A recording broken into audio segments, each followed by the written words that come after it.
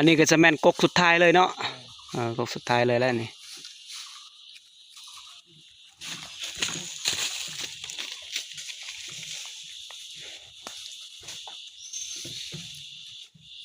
อ๋อจังได้เมื่อยบ่ผู้บ่าวบ่เมื่อยแล้วเราจะไปเบิ่งน้องเพิ่นปีนกกสุดท้ายพี่น้องเนาะตอนนี้ก็คือมาพอกับเอามือคือเก่าตอนนี้เราก็อยู่ในหมู่บ้านกันดอนเนาะก็เลยมีคนอยู่ในบ้านกันดอนเนาะพาเราไปเจาะน้ำตาวเนาะคือน้ำตาวที่เขากินนะเนาะก็จะมากินน้ำตาวนะพี่น้องแต่เขาจะเบิ่งนำกันวิธีที่เขาเอาน้ำตาวมันง่ายสำใดบ่พี่น้องเขาจะเบิ่งนำกันพี่น้องอันนี้เนาะบอลกกที่น้องเพิ่นขึ้นพูนน้องเพิ่นอยู่เทิงพุ่นพี่น้อง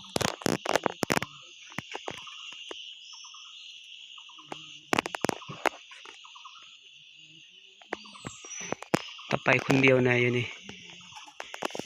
บรรยากาศก็เงียบไปเลยแล้วนี่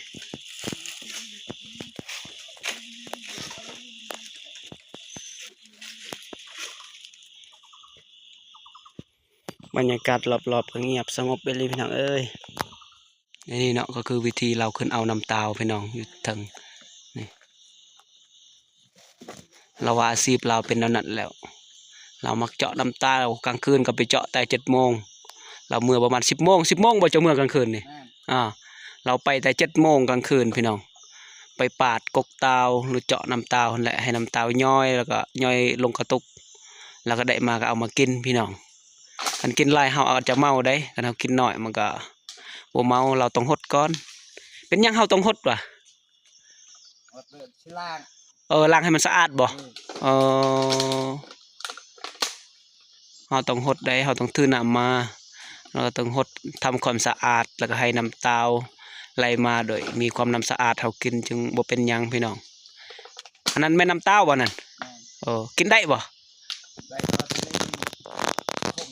คมบ่มันมีแมงไหมแมงยังเนาะเขาอยู่หันเนาะเจ้าเฮ็ดเองบ่นี่กินเลยบ่หันแซ่บบ่แซ่บละว่าตัวนี้หวานรสชาติกบตาวนี่หวานละว่าพี่น้องเราก็ลงมาค่อยๆนะเด้อค่อยๆนะเด้อลงค่อยๆประมาณจักกกแถวนี้เป็นน้ำตาวของเจ้า5 กกเนาะ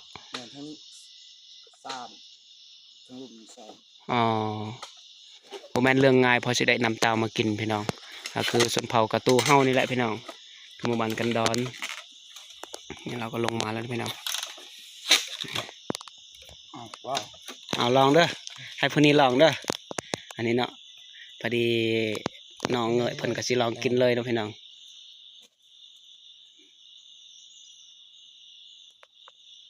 นี่ที่ลองหวานเลยหวานบ่โอ้คัก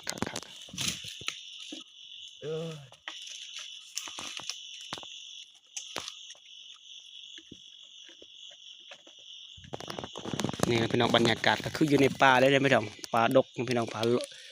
ครึ่งทับแบบมันก็สิลองจังหน่อยก่อน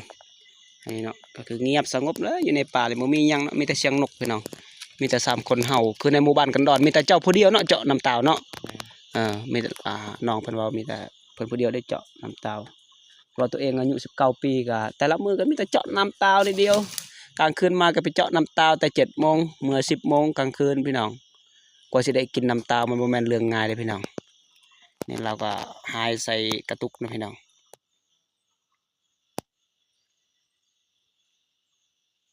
เฮาขายนี่เขาซื้อบ่น้ำตาวเกือบ20,000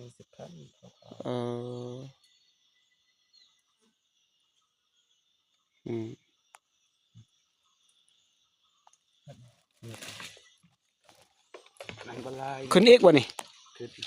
เราขึ้นอีกขึ้นไปฮดบ่เราสิล้างกระบังขึ้นไปล้างอยู่เทิงพุ่นเลยเนาะอันนี้ทุกสิ่งทุกอย่างเนี่ยเราก็เฮ็ดเองเลยพี่น้องไม่สังไผเนี่ยพี่น้องคอยละเสียวเวลาเราขึ้นเลยอันนี้เจ้ามัดบ่ขึ้นมัดอีหยังนี่เนาะ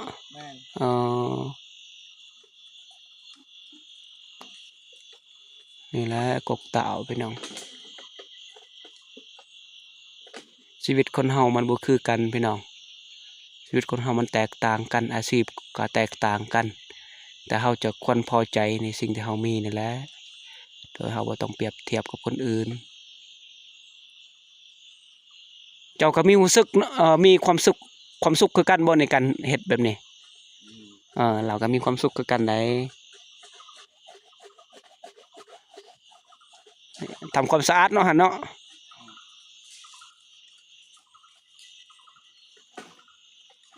แต่ว่าโทรศัพท์เบาหมดก็อาจจะบ่แจ้งปานใดพี่น้องเอ้ย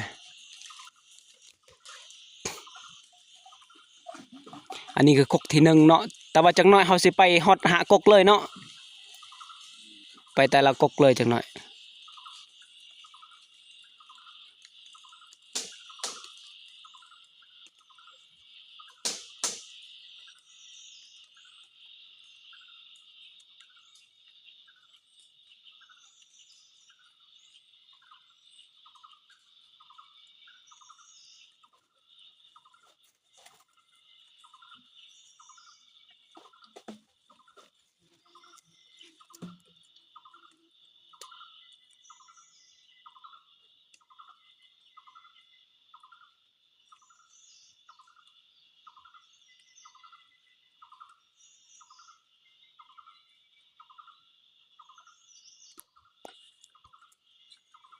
นี่แหละเราเฮ็ดเป็นนี่เลยนะเฮามีแต่เบิ่งเอาพี่น้องคือเสียงเงียบไปเลยได้เงียบสงบมีแต่เสียงนก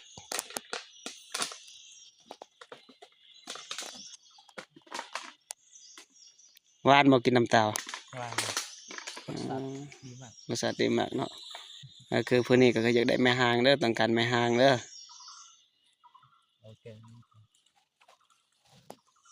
อยากได้เ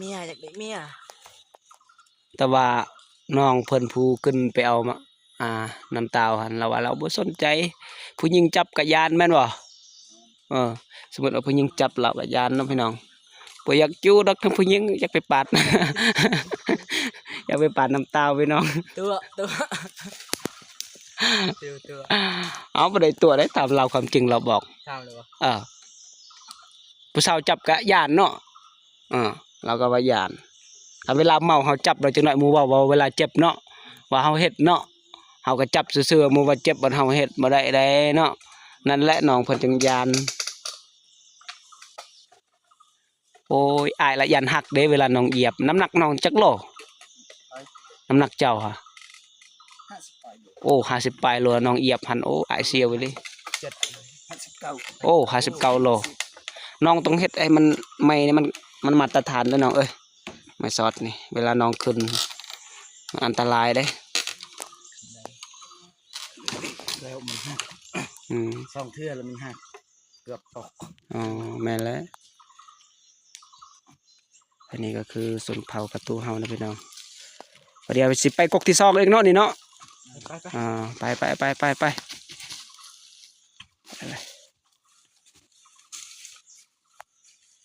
ไปพี่น้องไปนำกันพี่น้องนี่ก็คือแมนกกที่2เลยนะพี่น้องเราก็ขึ้นไปพูนอยู่เทิงกันพี่น้องเราขึ้นไปเอากกน้ำตาลอีกกกที่2อันนี้ก็คือกกที่2นะพี่น้องอันนี้คนนี้ก็นั่งทาอยู่นี่แล้วพี่น้องเบาโมยก็นั่งทาอยู่นี่แหละโอกาสขึ้นแล้วเขาก็คือเงียบสงบไปเลยในหมู่บ้านนี้นะพี่น้องโอ้ซิมเลยเราบ่หันบ่วานบ่โอ้เราบ่วานเลยพี่น้องคือน้ำเต้ากกที่2กับเราบ่วานคือกันอันนี้เป็นเฉพาะของน้องเพิ่นเองเนาะกกตัวนี้มีแต่ของเจ้าเลยเนาะคนอื่นเอาบ่ได้เนาะเพราะว่าเราเป็นคนเจาะทำอิฐแต่เป็นของเราเลยพี่น้องเห็นเราปาดโอ้มันออกมาเนาะมันออกมาเราก็ต้องปาดทิ่มมันเนาะปาดทิ่มตัวนี้มันบ่ออกโอ้เก่งเลยได้เราเห็ดเสือกกันนั่นได้เราเอาบ่มีดอกว่ามันมีเสือกโตเขาผลิตเองเราคือเอาเสือกอยู่อย่างแหละคืออยู่ในป่านี่แหละตัดเอาแล้วขึ้นมัดคันใดอย่างพี่น้อง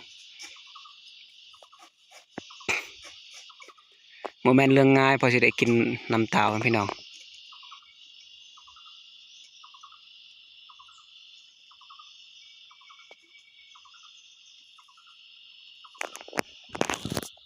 ทาน้องเพิ่นเนาะพี่น้อง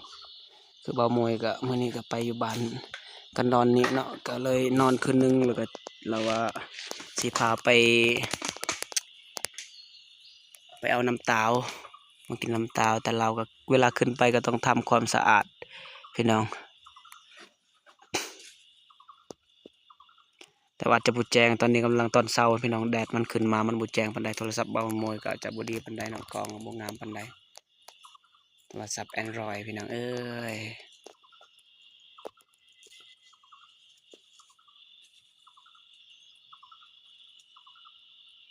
คอยระยะเวลาเราขึ้นไปฮะ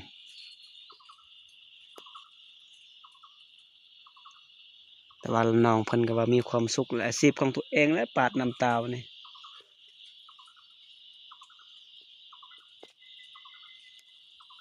คนเฮามันบ่คือกันนี่แหละเต็มเลยบ่หั่นโอ้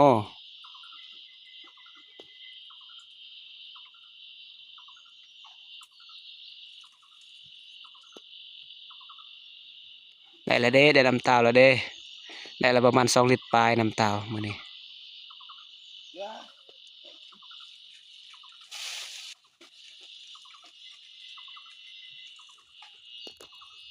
จังได๋เมื่อยบ่ บ่ บ่เมื่อยพี่น้องต้องทำความสะอาดในอยู่ถึงนะพี่น้อง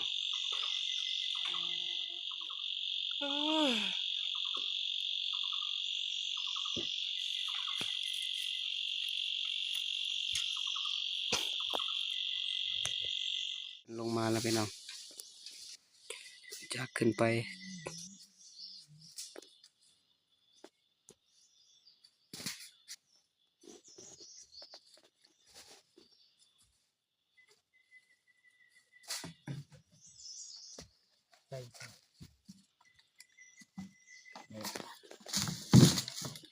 ได้ตุกนึงพี่น้องน้ำตาลิดปลายแล้วนี่เต็มตุกครับไปต่อวันนี้กกที่สองกกที่3อันนี้ก็จะแม่นกกที่3พี่น้องเราขึ้นไปเอาพี่น้องอยู่กกคันพอดีเบาโมยก็สิลองขึ้นไปนะพี่น้องจะลองขึ้นไปเบิ่งอาจจะขึ้นไปเบิ่งนำกันพี่น้องตอนนี้ก็เบาโมยก็ขึ้นเทิงนะพี่น้องขึ้นเทิงกับน้องเพิ่นเนาะนี่ก็ขึ้นไปปาดกกน้ำตาวพี่น้องก็สูงเติบไปได้หัน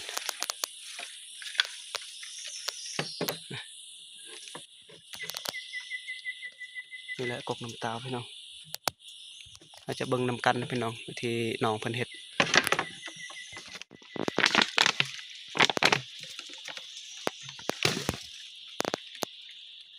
มันแม่นเรื่องง่ายเลยชีวิตน้องเพิ่น บ่หลาย บ่ลายเหรอ หลายบ่ ลองก่อนมานี่ก่อนสิเอาใส่กระตุกเราต้องลองก่อนชิมก่อนรสชาติให้มันเป็นจังไดหวานบ่หวานบ่ หวานแต่ว่าบ่หวานปานใด อ๋อหายใส่กระตุกพี่น้องนี่ก็สูงเติบเลยพี่น้องเพิ่นนึงก็ทาอยู่ลม บ่ได้ขึ้นมาพี่น้อง เป่ามวยก็สิลองขึ้นไปบ่เคยขึ้นกกตาวจักเทื่อตั้งแต่เกิดมาพี่น้อง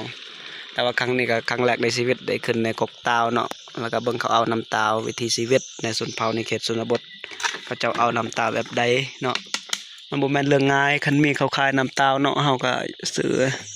จากตุกหนึ่ง30,000 40,000เนาะซื้อซอยเขาเจ้ามันบ่แม่นเรื่องง่ายพี่น้องเอ้ยที่ต้นนี่เลยพี่น้องแต่ว่าชีพคนเฮามันบ่คือกันคือเบามวยได้เบาไปหั่นแหละนี่เราก็ทำความสะอาดทุกมือเลยเนาะเจ้าเฮ็ดเนาะ แม่น เราเฮ็ดทุกมือกลางคืนก็เฮ็ดเนาะกลางคืนก็เฮ็ดบ่ได้พักพี่น้องเอ้ยได้นำเต้ามาก็เอามาแบ่งกันกินในครอบครัวก็คืออยู่ในเฮือนก็กินข้าวป่นกับมันแม่นบ่หนึ่งกินพี่น้องเพราะว่าข้าวก็บ่ได้มีหลายมันอึดทางนี้พี่น้องเฮ็ดข้าวก็บ่งามก็ลำบากเติบแหล้วชีวิตคนเฮาแต่ว่ามันบ่คือกันเพราะว่าเฮาเลือกเกิดบ่ได้หั่นแหละ จ้างมันนี่ ฮอดบุญบ้านบันตรางบ่เออบันตรางบ้านเก่าบ่ บ่อันใน บ้านลุมหั่นเนาะ บ่ไกล บ่ไกลเนาะอยู่ลมหันแต่ว่าบ่มวยก็สิลงไปแล้วนะพี่น้องบัดนี้บ่กล้าอยู่ดน จะลงไปนี่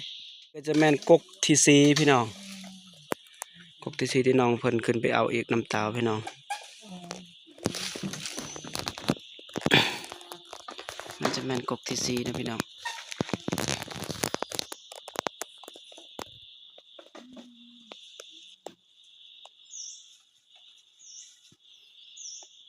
วิธีเอาน้ำตาพี่น้อง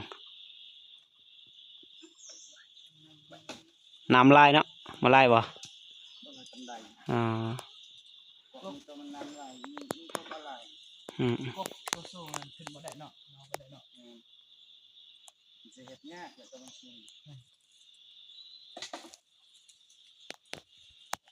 อันนี้ก็คือกกที่4จังหน่อยคือกกสุดท้ายเลยกกที่5พี่น้องมาหากกบางทีสิได้เมื่อ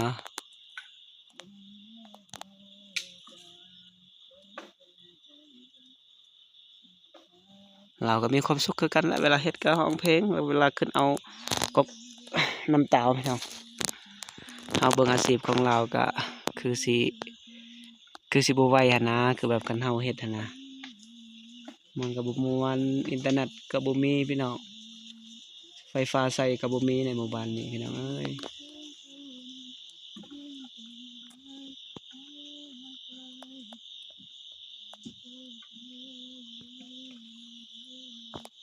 บางมันก็ซูมไปเนาะเราขึ้นเฮ็ดอยู่ทางพุ่น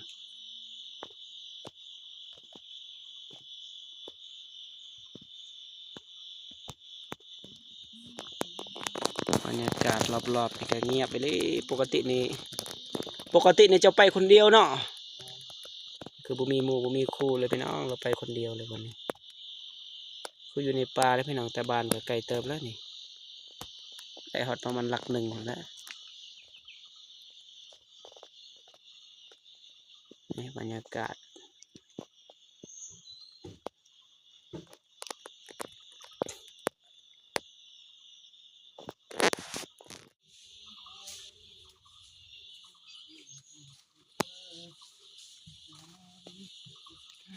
อันนี้ก็จะแม่นกกสุดท้ายเลยเนาะ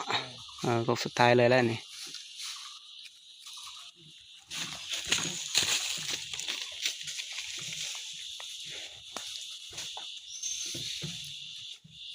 อ๋อจังได้เมื่อยบ่ผู้บ่าวบ่เมื่อยแล้วเราจะไปเบิ่งน้องเพิ่นปีนกกสุดท้ายนะพี่น้องนี่ก็แม่นกกสุดท้ายเลยพี่น้องเอ้ย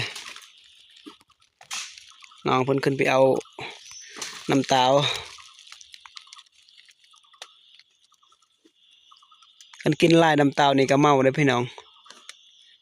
กินหน่อยเดียวนี่บ่เมาเฮากินนี่ประมาณจักจอกจึงเมาโอ้2 แก้วเพิ่นละจึงเมาประมาณ2-3 จอกนี่บ่เมาดอกเนาะอ๋อคนที่อ่อนเพลียคนที่บ่แข็งแรงกิน2-3 จอกก็เมาแล้วคือบ่มวยนี่จอกหนึ่งก็ยันเมาแล้วนี่บ่เคยกินพี่น้องคนเคยกินแล้วน้องเพิ่นเว้า2-3 แก้วจึงเมาอ๋อนี่เราจะแม่นกกสุดท้ายพี่น้องจึงเฮาจะได้เมื่อนำกันแล้วจักหน่อย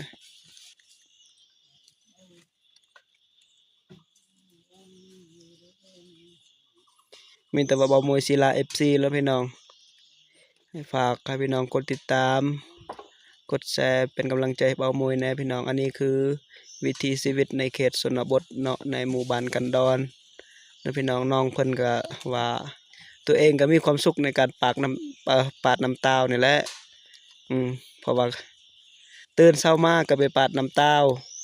กลางคืนมาก็ไปปาดน้ำตาวเนาะบ่มีน้ำผู้ซอกน้ำผู้สาวก็บ่มีน้องเพิ่นเว้าบ่กล้าจับเขาซ้ำเนาะมีแต่อยู่แบบนี้และมีความสุขน้องเพิ่นเว้าเพราะว่าความสุขของเฮามันบ่คือกันพี่น้องเอ้ยแต่ว่านี่ความสุขของน้องเพิ่นก็คือขึ้นไปเอากอกน้ำตาวนี่แหละความสุขของเบามวยก็คือได้ถ่ายน้องเพิ่น